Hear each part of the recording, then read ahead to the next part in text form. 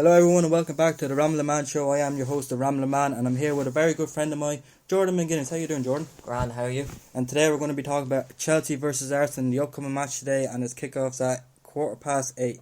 So Jordan's going to ask you, how do you feel about Frank Lampard? I think at the moment he's shown promise. Nothing I haven't been surprised about. Our defence is kind of a bit shaky, I will admit, but our attacking wise we're great. It's just we can't keep goals out. And what would you think, because your transfer ban's up now, would you think who would you think you need in right now just for, because January's kind of hard, they're going to be paying a lot of money just for players now just in January. Yeah, it's, if you're getting a player in January, it's more like a desperation. Yeah. Halfway through the season you're like, I really need you. I'm not really sure. Defensive option would be good, or maybe a young striker. A lot of just links to push Tammy and the boys more. That's all we need. And would you take Aki back, would you?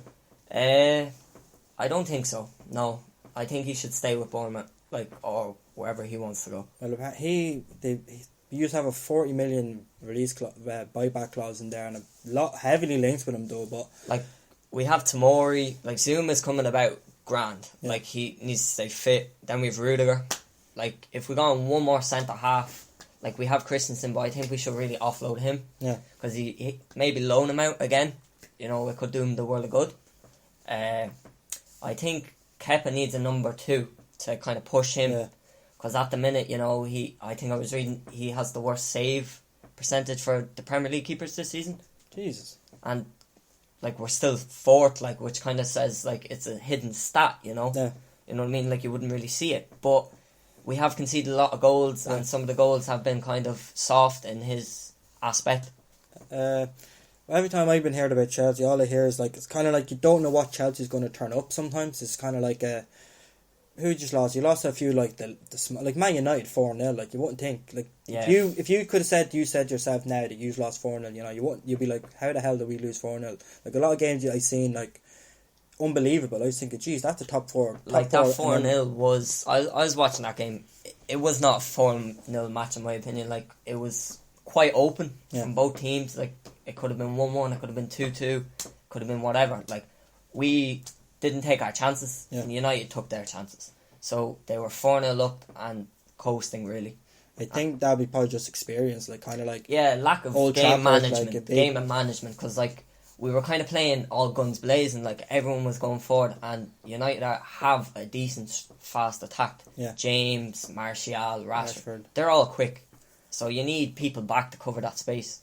And even Lampard said it, we were too explosive, full backs going forward, and then we were more trying to manage the team and try to say, right, too much defence or too much attack. Yeah, it was kind of right. Got to get that balance. Yeah, it's kind of first game of the season. They're all young boys. Right, I want to make kind of a statement here. I want to get a goal. I want to get out there kind of a way. Try and make the fans. Set your mark, I should be playing for Chelsea each week in out. You know what I mean? It's kind of good now that I think you won the most used cups.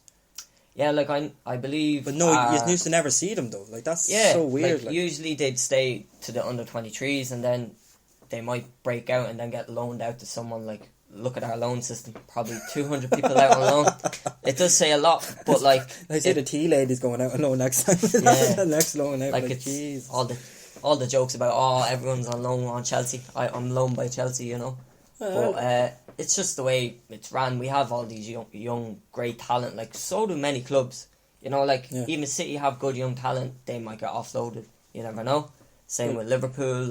Trent breaking into the team. Stuff like that. I think young lads are getting up through the system a lot more now, which is great. You know what I mean? But it's just because the old generation football is just fading out. I think the biggest example of that be Sancho. Man City, and I went to Dortmund because he knew he was going to get more game time. It was smart from him, obviously he was I'm not ready to start in that City team. Yeah. So if I go to a foreign country, I will shine, and which he has at Dortmund, big time. I'd take him. He'd be a good signing to have. That's another link for you. Using Man United. But then Pulisic, we have Pulisic, so kind of be silly. Sancho was there to replace Pulisic, And how was the two signings just kind of made was Pulisic and the centre midfielder, what's his name? Oh, Kovacic. And how are they doing now, from your point of view, In my opinion, Kovacic has been the boy of the season. He is immense. only now, ever since, like, before he never used to have, like, he used to be just passing around, you know, but, like, now he's bringing the game into more his hands. He's playing, like, dribbling past players more, passing it forward, taking shots. He's scored 3 goals.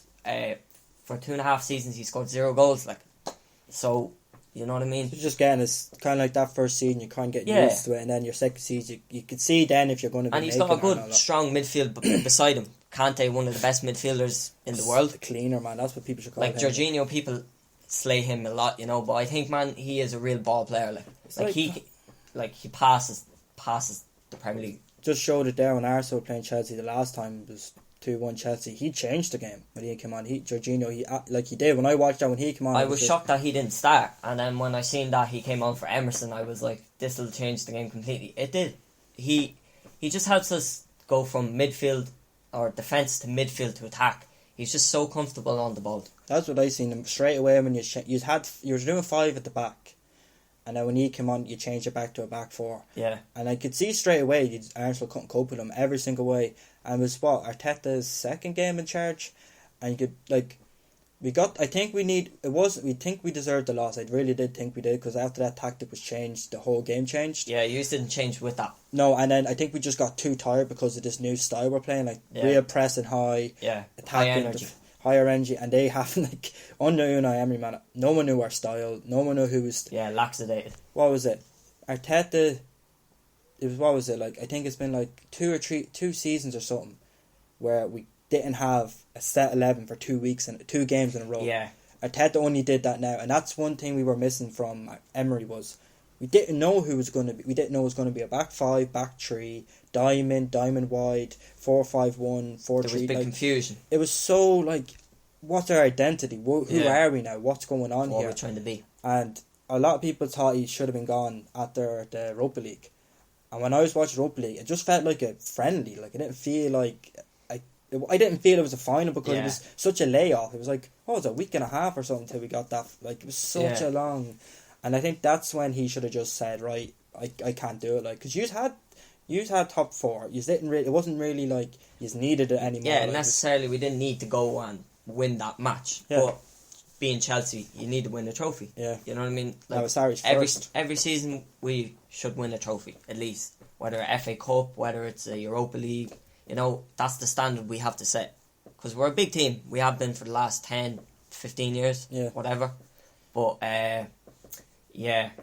And so what would you think? What do you think this is going to play out like for the Chelsea Arsenal game? What's your prediction? What do you think is going to happen? Well, I think it's going to be more the same of the last game. It's going to be a close game. It's I will say both teams will score. Yeah. I'd say it will be just quite open game, like it usually always is. Maybe a bit busty up, you know, a bit rowdy. A lot of Arsenal games now for the last few years have always been a high scoring games. They have never really just been. When was the last 1-0? I can't remember the last. It was the Van Persie, that was 5-3. Then you spanked us 7 or 6-1 one other time. Yeah. We bet just 3-0 one time. It's never been a game where it's keeps changing. It's not like What was the last year? 3-2 in the first meeting with Sarri and Emery, and then what was the score? 2-0 in the second one. Yeah. It's always been there's goals every single time. Yeah, and then we played in the Europa League final. At 4-0 Chelsea, there you go. So always... it just keeps changing. So I think it will be with both. I think it could be a 2-2. It could be that's what you couldn't. I think it will be a 2-1 Chelsea though. I think we'll be more clinical. I think it will be either 3-2, 2-1, really close game. Yeah. I can't even a 1-0 would maybe I wouldn't be surprised with, but you never know with the Premier League. That's the thing. It's toss of a coin, but I think because we're not there yet, and tactics wise, fitness wise, and the players we have there are still absolutely useless. Like Mustafi, we still Kolasinac. You don't know if he's a left back or a winger, so it's kind of and then Lacazette hasn't scored in a while. I still don't rate Ozil anymore. I still think he should be going. So we have a lot of problems. Yeah, crawling around. A lot of dead bodies in the club. Oh, too many, absolutely too many. I just can't believe how Mustafi's still there, on 90 grand a week as well, sitting on the bench or just concede that goal for Tony Abraham. He didn't know what the hell he was doing. Tony Abraham is very strong though. I give him that, but Tommy's doing really well this season. He, young lad, he was great with Villa. Like, Villa had the chance to sign him. We were like, No. we needed him. So, which we did. We sold Morata or got rid of him. He's lived up to the Premier League. Like, to be honest, he's like suits him. Like, tall lad, 6'8", like quick like as well. It's just sometimes we don't really cross the ball into the box when he's in the box. Like, it's just the lads' experience. You know, they all need to get all in together. You know, playing more.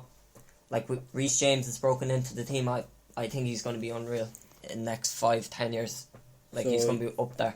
I'm going a loss and you're going for a win. That's what we're getting here. So we'll do a combined 11. Yeah. The keepers, I'm kind of don't know. Like I love Bertland. I think he was the most saves in the Premier League. Yeah. But that just shows like it shouldn't be a good thing and to be then saying. The other goalkeeper, Pep, the worst saves. And who? You had to give me one player. I think can I get Bertland? Yeah, you can take Leno because like Kepa this season has been very inconsistent. Like right back, we don't have even a right back this season. Yeah, so we'll go with Reece James. I Gonna think have Reece to, James he's will only play. a natural main and odds isn't a right back, so defense the centre backs. Rudiger, I love Rudiger. I think Rudiger's unbelievable. I think he'll play. And then no one really. I think who's yours? Like Zuma. Mori, maybe Zuma. Like if it was Zuma over Luis, I'd go with Zuma. In my opinion. Yeah. Luis is well. Then again, he's a good ball playing centre back for you. It could. And who left back? Aspie. I really rate him. I was mad that he could play centre back and left back. Like that's really underrated player. He can play 3 different positions. Well, very well. And I say you could easily put him as a defensive midfielder if you really, really wanted to. Like like really alongside a bigger, taller defensive mid. Yeah, you could. So what formation would you do? 4-3-3. Yeah, 4-3-3. Right, defensive midfielder Kante. You can't disrespect Kante. Like Kante has to go there. I'd say Frank will start Kante. So we'll say Jorginho, Kovacic, or who's going to be our midfield? Oh Jesus, Torreira, Xhaka, and Ozil. They'll be the 3. So Kante is one. That's one person I'd have in it. Kovacic. I could even go for the 3 Chelsea boys. That's the thing. I give it to you the 3 midfield, but and then up front, Aubameyang's out. If it was there, I would have put Aubameyang in. He's not going to play. He's red card, man. Oh, Straight red card against Crystal Palace. So he's not going to be out because it's going to be Lacazette. Yeah. On the wings, who would you have? So you'd have either for us Pepe for use, Pulisic, Odoi, Willian. I'd say Willian will play. I think Willian will play. And then we'll probably have I'd say Martinelli. That would be that other one as well. Like, so who would you put in the front 3 in the combined? Probably go Tammy. Go Tammy, Pepe, and William. Yeah, we could. That won't be a decent team. Like if you really wanted to make. Oh a team yeah, out of we that, should manage that team win the Champions League. I doubt any Arsenal player would ever win the Champions League. Well, a few Chelsea players we've won the Champions League. The only person here, David Luiz? Yeah, he's won the Champions League. That's it. That's the only. He has more Peter trophies. Cech when he was with you. He has more trophies than any other Arsenal player combined. Yeah. Yeah. He has that more just trophies. says a lot. It says absolutely everything. Right, so that's our preview today of the Arsenal Chelsea game. We might be doing a part 2 now, so stay tuned. Bye bye.